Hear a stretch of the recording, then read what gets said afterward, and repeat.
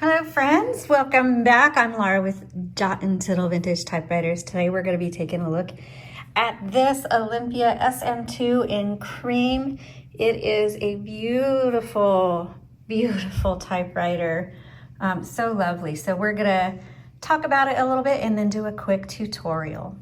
Okay, time to take a look at this SM2. Oh my goodness, this is such a romantic, lovely machine.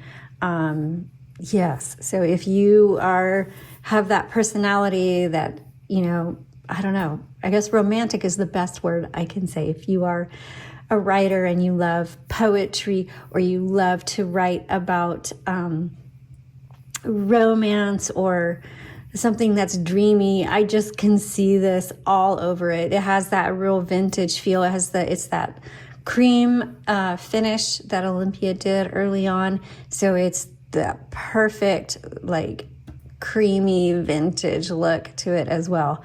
The performance on this is amazing. If you are a fast typist, you will love it. And if you have smaller hands, you can definitely manage this typewriter as well. I will say though that for me, with my petite hands, while I could type quickly on it and manage it well, I did tire rather quickly. And that's just because it takes a little more strength to type on it. But that is something that, like, if I were to keep this, I would have to just type on it on a regular basis to build up the strength so that I could keep going. I would be able to type maybe half a page at a time before I would need to give my fingers a rest. So, okay, now we're just gonna go into, and I'm gonna do a quick tutorial, just show you how to use this. So if you've got one, no matter what color it is, why don't you pull it out, follow along, and before I do that, here, let me just show you what the typeface looks like. It's nice and clean and clear, nice and even. Really, this one is in great condition, and there's so much to learn about typefaces. I've taken years to not even really dive into it. I just started diving into it quite recently, and I am shocked at how vast and overwhelming this subject is. But I am starting to tackle it, and if you want to learn more about it, along with just about anything else that has to do with vintage typewriters, I welcome you to join the Vintage Typewriters 101 workshop I have. It's one price, and you get lifetime access just for the price of taking me out to lunch. You get lifetime access, and there is just a wealth of information and resources in there. Okay, so let's go ahead, and I am going to first lift this up and show you what's behind the carriage. And this is the carriage, if you're not familiar. Olympias are extremely well-made typewriters. I mean, they all are. Compared to anything made today, typewriters are just, they're hard to beat. But the Olympias really stand apart in their design and their manufacturing, and they're very smooth. So back here, you're gonna see these little metal pieces, and if you press on them, they're kind of bouncy, but you press and drag. This is where you set your tabs, if you like to use tabs. I don't ever use tabs when I'm typing, but some people do like to use them. They were initially mainly for accounting, is what they initially started out as, and then they became part of like indenting paragraphs and stuff. But we don't really do that anymore. Here is your margins. So you just press and drag wherever you want to set your margins. So both of these things are behind this paper plate. I'm going to set this back down. So Olympia was made in Germany, manufactured. And okay, paper plate back here. And then there is this little notch. And if you pull that up, that is your paper holder there, which I like to use, so I'll keep that up. This is your paper release. So when you are loading a piece of paper, which I have this one folded in half. Boy, I'm having trouble. There we go. So I do recommend typing either double or triple sheet. It just protects your platen. But put that, you just set it right in the back, and you turn the handle, and that should pull it through, and then you put your paper bail on top.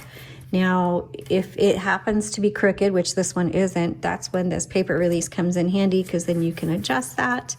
Or if you want to take out your paper, that's where that paper bail really does come in handy. So let me load this again.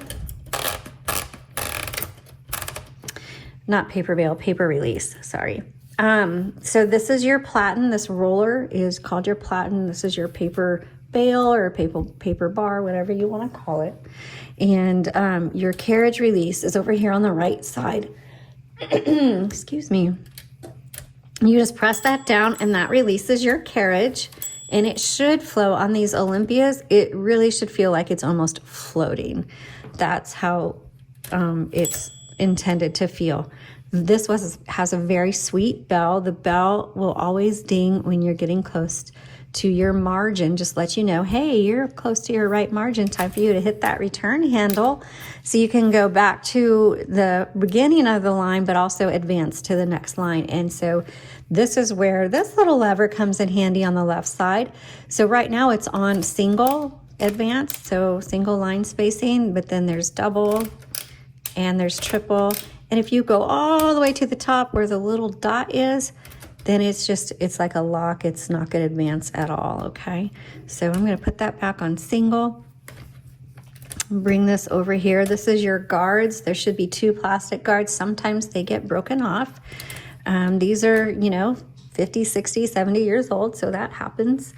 Then to look under the hood, this is the ribbon cover. You just put your hand here, give it a little pull, and underneath you will see your spool. This one happens to have metal spools. That's what your original spools would have looked like. If you want to keep your spools but get fresh ribbon, we can do that. We have a custom ribbon option on our shop, and there's a link to that in the description below. You just send us your spools, we'll rewind them, and then send them back to you. To remove the spools, you just pull that lever back and then pull this up. Please we have a playlist on the YouTube channel about changing ribbons, so just go in there and that'll help you learn how to change ribbons in your typewriter. On this one, make sure black is on top, red is on bottom, in terms of how you thread in your ribbon. There is a little, let me lift it up here. There we go. Sorry, I know it's really hard to see, but there's like this little double barrel thing, and you got to make sure that your ribbon is threaded through that on either side. Here's that little metal bar that holds the spool. Oh, sorry. Gosh.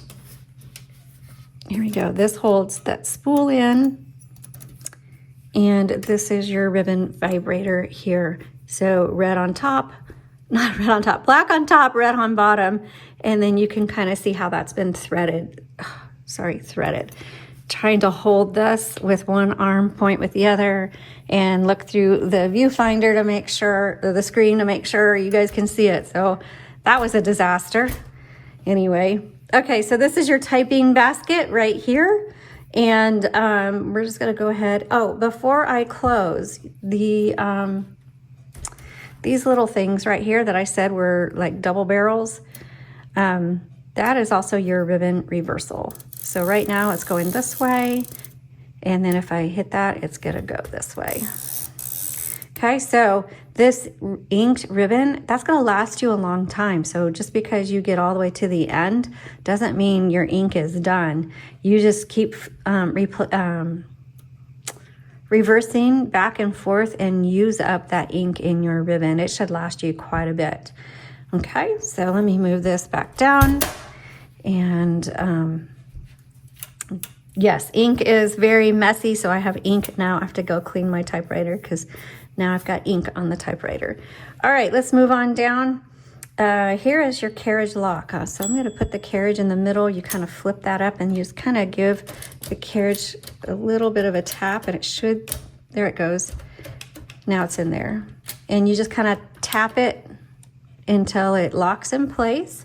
So if you get a typewriter and it's Olympia and you're like, it's not moving, just come down here, flip down your carriage lock, and now it'll move, okay?